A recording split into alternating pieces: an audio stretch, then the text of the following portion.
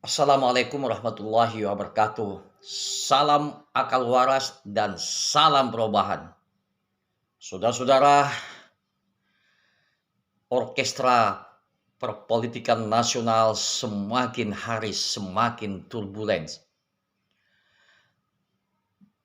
Aroma bau amis semakin eskalatif menuntut pelenseran atau pemakzulan Jokowi dari singgasana kekuasaan.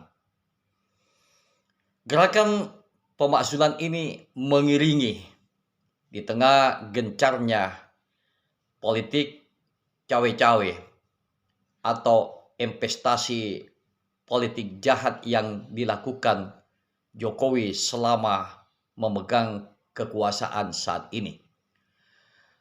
Power resource atau instrumen negara, partai politik telah dijadikan kekuasaan yang ingin melanggengkan kekuasaan Jokowi sembari harus melanggar konstitusi negara, melanggar patsun politik, etika politik, dan tidak ada rasa malu. Investasi politik jahat Jokowi yang akan diwariskan kepada Gibran sebagai wakil dari pasangan paslon 2 semakin mengundang gerakan, mengundang kemarahan dan kemuakan dari rakyat saat ini. Sesungguhnya Jokowi sudah kehilangan kompetensi trust di hadapan publik. Ini yang diinginkan oleh warga karena Jokowi tidak memiliki tidak memiliki kredibilitas dan kompetensi lagi mengelola negeri ini. Yang adalah satu praktek culas, praktek jahat yang dimainkan oleh Jokowi, menggunakan kekuasaan dan institusi negara dengan berbagai macam cara.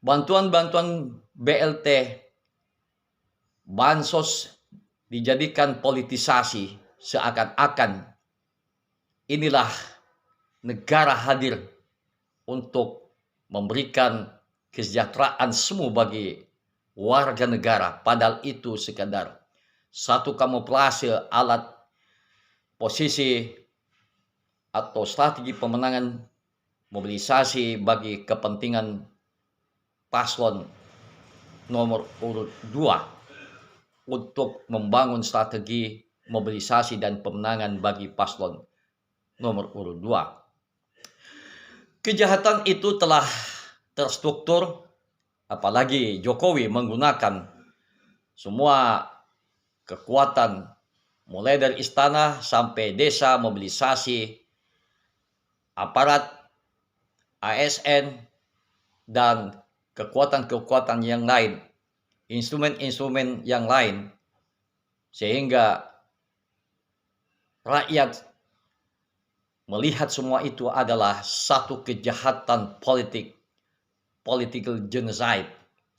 Saudara-saudara sekalian, Jokowi sudah kehilangan marwah, kehilangan trust di hadapan publik. Oleh karena itu wajar bila rakyat semakin hari semakin eskalatif yang didukung oleh kekuatan mahasiswa, dan ini akan berhadapan dengan people power. Sumbatan demokrasi, elemen-elemen demokrasi sudah tertutup rapat. Yang terjadi sekarang adalah para politisi atau sejumlah menteri telah mengucapkan atau meminta Jokowi untuk lengser, dan sejumlah menteri kabinet Jokowi sekarang ini banyak yang ingin melenserkan diri sebagai bagian kekuasaan rejim kleptokrasi ini. Saudara, mengenang kembali cerita 25 tahun saat-saat Soeharto mengalami crackdown, kejatuhan kekuasaan setelah bertahan selama 32 tahun. Suasana hari ini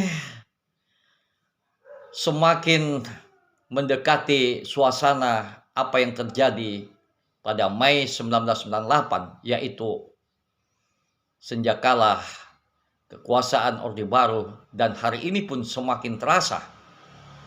Di hujung kekuasaan Jokowi tidak lagi bisa bertahan semau-maunya, tetapi akan digilas, dihadang oleh people power. Kita lihat bagaimana pemberitaan media bahwa Jokowi sudah tidak memiliki kemampuan memanage negeri ini, yang ada adalah birahi kekuasaan. Itulah mimpi Jokowi, sembari keluar masuk, jungkir balik dengan gerakan politik cawe-cawe, keluar masuk, ganggang, kampung-kampung membagi PLT. Inilah tipe seorang pemimpin atau seorang presiden yang ada di negeri ini, yang tidak tahu patsun politik, tidak tahu etika politik, dan tidak punya rasa malu. Yang ada di kepala Presiden Jokowi adalah birahi kekuasaan dan pelanggengan kekuasaan. Kenapa demikian? Karena investasi politik jahat, khususnya agreement dengan kelompok bisnis, kelompok mafia bisnis, kelompok oligarki bisnis, khususnya para investor dari Cina itu yang takut kehilangan dan lari, dan akan mentertawai Jokowi bila mana paslon 02 tidak bisa dimenangkan oleh Jokowi. Maka bubarlah harapan dan mimpi jahat Jokowi ini untuk menguasai panggung politik secara berkelanjutan dengan menempatkan Gibran sebagai paslon dari 02. Inilah investasi kejahatan politik Jokowi yang selama ini dipertontonkan di depan publik.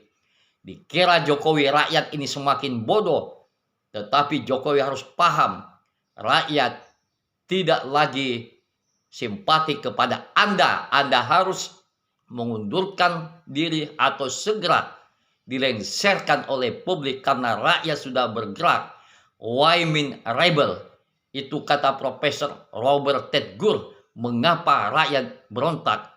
Alasannya satu, karena investasi atau ekspektasi atau harapan itu semuanya tersumbat, khususnya melalui jalur konstitusi, melalui jalur formal negara. Semua kanal-kanal demokrasi sudah tertutup rapat, karena di situ ada gerakan blocking opportunity for others, memblok kesempatan kekuatan yang lain, civil society, kemudian pikiran-pikiran kritis, itu semua sudah diblok. Yang ada hanyalah kekuasaan tangan besi, persis apa yang dipraktekkan oleh penguasa Orde Baru selama 32 tahun. Terima kasih saudara-saudaraku, Anda telah menonton video ini, channel ini, OHIBE Center Official. Salam akal sehat dan salam perubahan. Assalamualaikum warahmatullahi wabarakatuh.